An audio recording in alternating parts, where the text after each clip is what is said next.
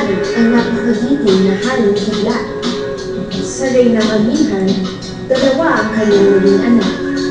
Mga diyosa ng kakaibang ganda't liwanag, sina Araw at Buwan, sumpuputi ng balat ng balana. Isang araw, sa kahariang mundo ay sinasaklaw, sina Araw at Buwan ay inatasan ng ama't haring umaapaw ang kantipunan. Mga taong nilalang sa mundo, kanila raw ay bantayan, umagat gabi, lupa, may tanglawan.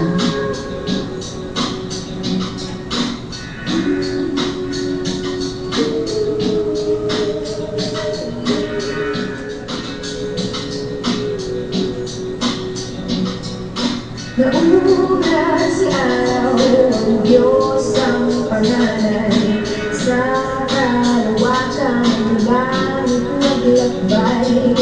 Sa napatagang kalawahin nakasakay, akay ng mga ibig palay ang kamay.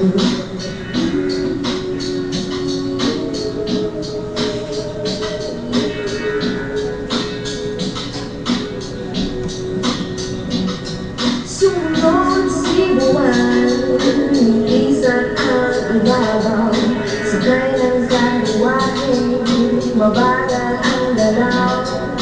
Ito palang mga alipin, labis na nauuhaw. Pasensya ni Buwan, mabilis na bumabaw.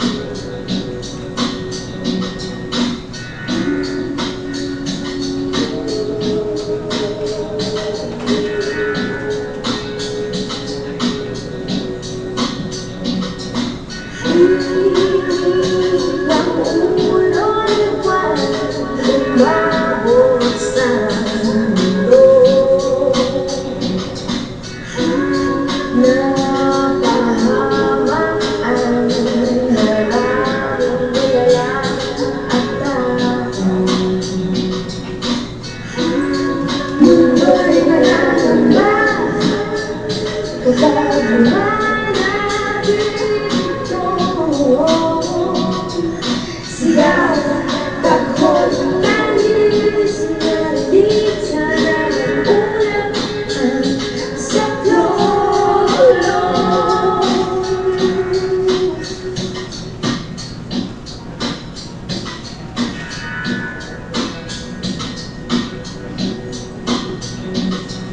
Sigaw, taghoy, tanis ng mundo, narinig ni Reynang Amihan.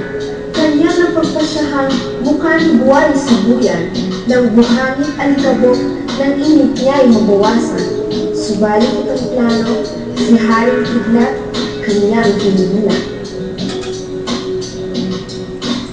Mundo'y patuloy na tumanis, tinig ni buhay di nakatiis, hanggang si Kuli, isang batang lalaki, ang nagnais para sa wala.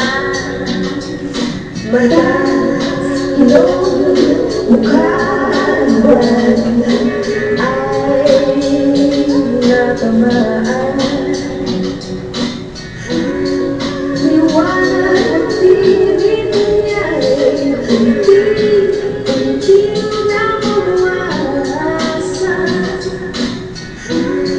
Papalayo sa mundo, si buwan ay nangyari.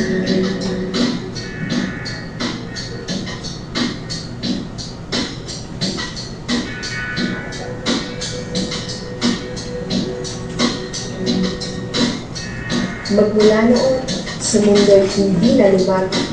Karahasang dating ipinadama, hindi na naulit. Si Buwan, dahil kay Kuli natutong magpakabait. Sa mundo, mga tao sa kanyang bait ay naakit.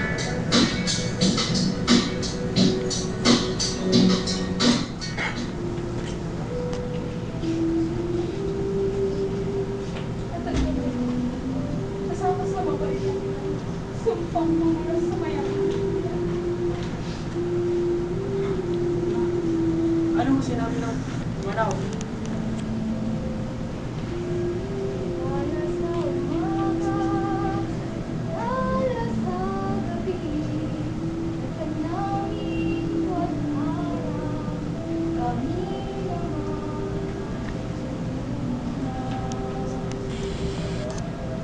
I don't understand.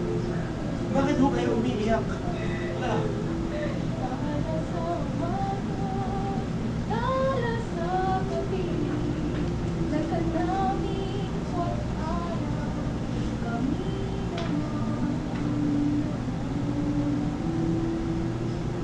la,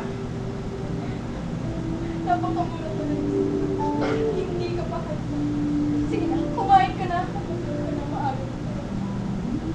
la. Huwag nang matigas ang ulo. Malalaman mo na. Ilamig na yun. Ang lamig ko talaga.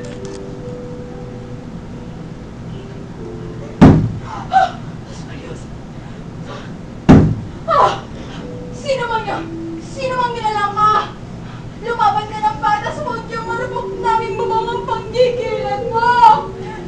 Tatang! Tatang! Hanayin mo kung sino ang namamatay ng babong natin! Tatang! Dali! Tatang!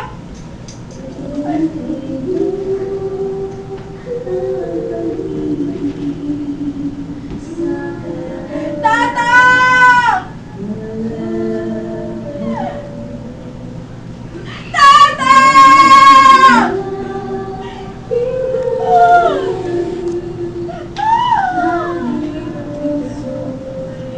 Tatang!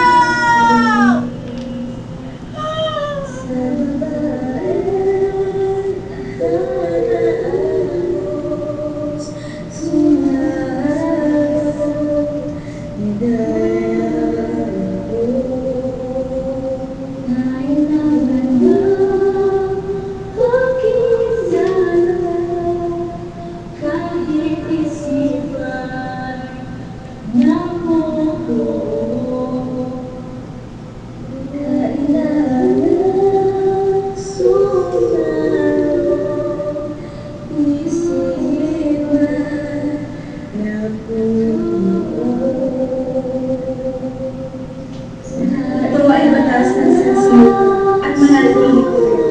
Kapalaran na nagtatakda sa hilang maniha. Lalaki ang kalakasinan, babae ang lupang niyaksikan.